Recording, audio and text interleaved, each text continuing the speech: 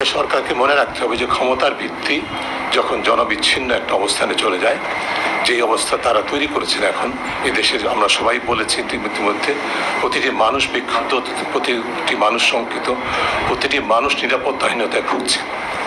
DB বলছে আমাদের শিক্ষার্থী কোঅর্ডিনেটরদেরকে, সমন্বয়কদেরকে নিরাপত্তা দেওয়ার জন্য তাদের ডিবি কার্যালয়ে নিয়ে যাওয়া হয়েছে। এটা কত অবৈধ, অসাংবিধানিক সেটি ইতিমধ্যে বলা হয়েছে। এটা আদালতে আজকে গতকাল বক্তব্য এসেছে, আদালতে আজকে হয়তো আমরা একটা রায় পাবো। সেদিকে আমি যাচ্ছি না। আমি যদি ডিবি কার্যালয়, ডিবি কর্তৃপক্ষের কথাই ধরে নেই, এদেশের এখন প্রতিটি নাগরিক নিরাপত্তাহীনতায় ভুগছে। তাহলে আপনি কি সারা দেশটাকে ডিবি কার্যালয়ে রূপান্তর করবেন? করেন।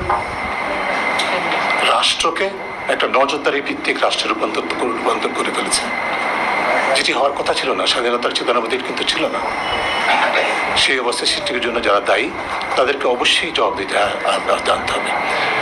আমরা সকলেই বলছি ন্যায় বিচার চাই। আমাদের প্রতিটা দাবির মধ্যেই ন্যায় বিচারের কথা বলা হয়েছে। আপনারা, আমি অত্যন্ত দৃঢ় বিশ্বাস করি, এই ঘরে যারা উপস্থিত, আমাদের যারা কথা শুনছেন, এর গণমাধ্যমের সূত্রে যারা আমাদের কথাগুলি শুনবেন, সকলেই সম্পূর্ণ একমত। যারা সহিংসতার জন্য দায়ী, যারা হত্যাকাণ্ডের জন্য দায়ী, যারা নির্বিচারে আটকের জন্য দায়ী, যারা মানুষের অধিকার হরণের জন্য দায়ী, তাদের সকলেরই বিচার চাই।